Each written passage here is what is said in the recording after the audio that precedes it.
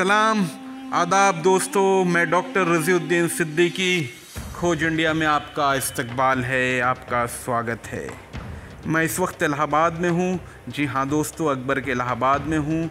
अकबर के बनवाए हुए विशाल किले के नीचे बैठा हुआ हूँ, उसकी सीढ़ियों पर बैठा हुआ हूँ। देखिए आप, ये किला कितना विशाल है, कितना खूबसूरत है, कितना मज़बूत है।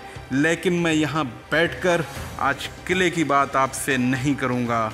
मैं यहाँ बैठकर आपसे आज एक ऐसी इमारत की बात करूँगा जो इमारत नहीं थी दोस्तों, बल्कि अकबर की बनवाई हुई विशाल जामा मस्जिद थी। अकबरी जामा मस्जिद जो इसी नदी के किनारे जो आपके सामने दिखाई दे रही है, यानी दरियाए जमुना के किनारे वाक़ई थी।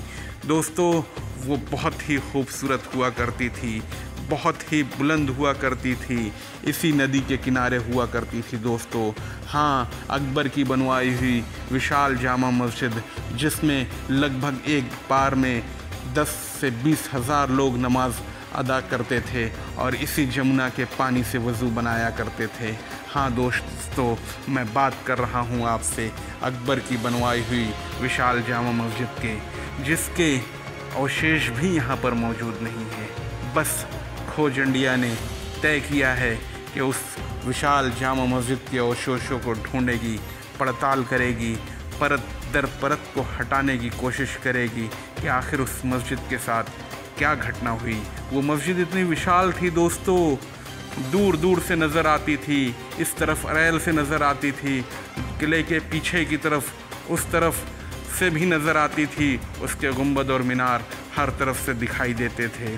वाकई वो बहुत विशाल थी, बहुत खूबसूरत थी। ये मैं नहीं कह रहा हूँ, ये वक्त के हर इतिहासकार ने अपनी किताबों में लिखा है।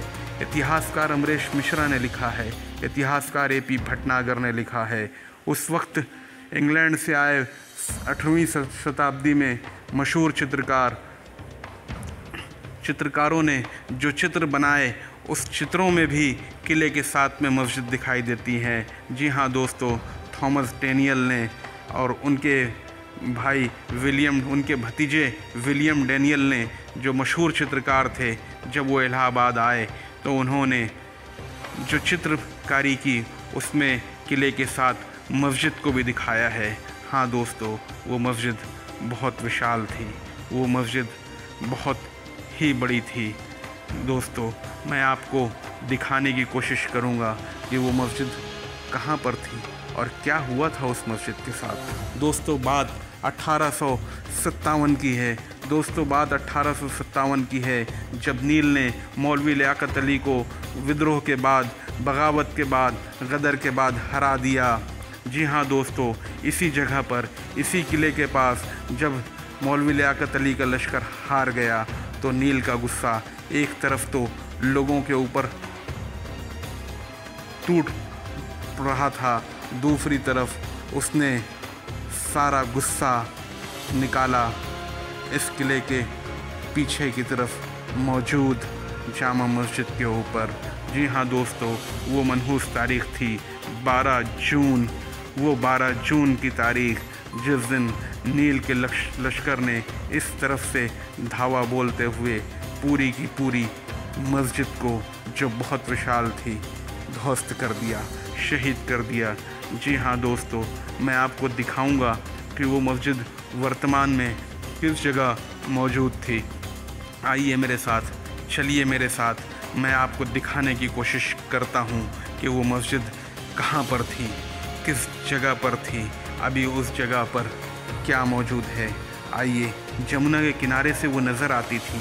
मैं जहाँ पर खड़ा हूँ, 2 कदम चलने के बाद वो मस्जिद का साइट नज़र आता था। जी हाँ दोस्तों, वो मस्जिद बिल्कुल मेरी आँखों के सामने, जो सामने किले के बगल से दरख्तों की कतार नज़र आ रही है, एक जंगल नज़र आ रहा है। जी हाँ दोस्तों, वो जंगल जहाँ किले का आखिरी छोर है नज़र आता है, वहाँ पर हुआ करती थी इलाहाबाद की विशाल जामा मस्जिद। कहते हैं कि वो उस वक्त भारत की सबसे विशाल मस्जिद थी, उस वक्त भारत की सबसे बड़ी मस्जिद थी, जो बिल्कुल किले से लगकर थी, लेकिन आज क्या है दोस्तों वहाँ पर? आज मैं आपको बताना चाहूँगा कि मस्जिद की जगह पर बना है मिंटो पार्क, जिसे इस वक्त वर्तमान में मालवीय पार्क के नाम से जाना जाता है। हाँ दोस्तों, मिंटो पार्क, लॉर्ड मिंटो का बनाया हुआ मिंटो पार्क। जी हाँ दोस्तों, 1910 में लॉर्ड मिंटो ने उस जगह पर, उस खाली जगह पर एक पार्क बना दिया था और उस पार्क को मिंटो पार्क कहा जाता है। दोस्तों, वो मस्जिद बिल्कुल इसी किले के पत्थरों की तरह बनी हुई थी, इसी पत्थरों से बनी हुई थी, लाल बलूहे पत्थरों से बनी हुई थी, बहुत विशाल थी, बहुत मजबूत थी। आपको दिखाता हूँ मैं वो पत्थर।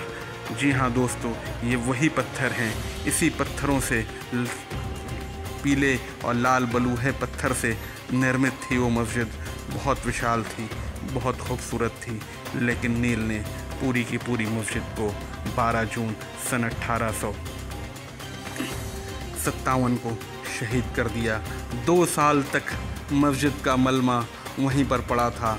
2 साल के बाद वो दूर जो आपको एक पुल नज़र आता है, उसके पीछे भी एक पुल मौजूद है, ओल्ड नैनी ब्रिज।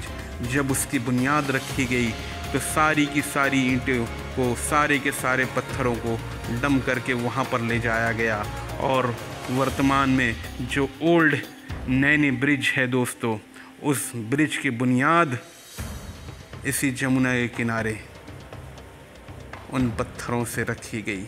गवाह है जमुना का बहता हुआ ये पानी, जो आज भी बह रहा है, उस दिन भी बह रहा था। ये गवाही देता है उस विशाल जामा मस्जिद के शहीद होने की कहानी को। हाँ दोस्तों, मस्जिद तो शहीद हो गई, लेकिन एक घटना और घटी।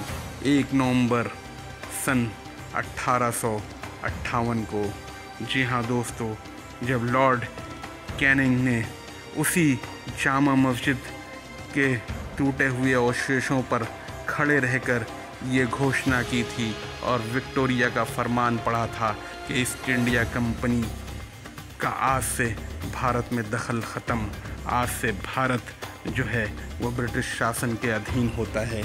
हाँ दोस्तों, वो तारीख 1 नवंबर 1858 की थी। लॉर्ड कैनिंग ने उसी दिन मस्जिद की जगह से खड़े रहकर ये ऐलान किया था। मैं आपको लेकर चलूँगा अब उस नैनी ब्रिज की तरफ। आप मेरे साथ चलिए, जो मस्जिद के पत्थरों से बनाया गया है। आइए हम चलते हैं ओल्ड नैनी ब्रिज की तरफ से। जी हाँ दोस्तों, मैं इस घटना का जिक्र मैंने AP भटनागर के किताब, अमरेश मिश्रा की किताब में पढ़ा है, किस तरीके से अंग्रेज़ों ने इलाहाबाद की जामा मस्जिद के पत्थरों से ओल्ड नैनी ब्रिज की बुनियाद रखी थी। हम चलते हैं ओल्ड नैनी ब्रिज की तरफ। आइए मेरे साथ, आइए मैं आपको लिए चलता हूँ ओल्ड नैनी ब्रिज की तरफ। जी हाँ दोस्तों, ये देखिए आपके सामने हम पहुँच चुके हैं ओल्ड नैनी ब्रिज के पास। जो ब्रिज नज़र आ रहा है ये ओल्ड नैनी ब्रिज है दोस्तों। हाँ, ये वही ओल्ड नैनी ब्रिज है जिसकी बुनियाद में इलाहाबाद की जामा मस्जिद, अकबरी जामा मस्जिद के निकले हुए पत्थरों को अंग्रेज़ों ने इस्तेमाल किया था। बात 1859 की है, जब इस ब्रिज की बुनियाद रखी गई। तो 2 साल पहले शहीद की गई जामा मस्जिद के पत्थरों को वहाँ से लाकर यहाँ पर इस पुल की बुनियाद रखी गई। आइए मेरे साथ बने रहिए आप। हम चल रहे हैं एकदम पिल्लर के करीब। ये देखिए हम पहुँच गए हैं बिल्कुल उस पिल्लर के करीब। जी हाँ दोस्तों, ये वही पत्थर हैं। इलाहाबाद की जामा मस्जिद से निकले हुए पत्थरों पर खड़ा है ओल्ड नैनी ब्रिज दोस्तों। ये वही ओल्ड नैनी ब्रिज है। ये पत्थर जिनको मैं हाथ लगा रहा था, इलाहाबाद के जामा मस्जिद के पत्थर हैं दोस्तों। मेरे पीछे नज़र आने वाला पिल्लर जो नज़र आ रहा है, इसकी बुनियाद में इस्तेमाल होने वाले पत्थर इलाहाबाद की जामा मस्जिद से निकले हुए पत्थर हैं। इलाहाबाद की मस्जिद के पत्थरों पर इस पुल की बुनियाद है दोस्तों। मैं डॉक्टर रज़ीउद्दीन सिद्दीकी, खोज इंडिया, इलाहाबाद।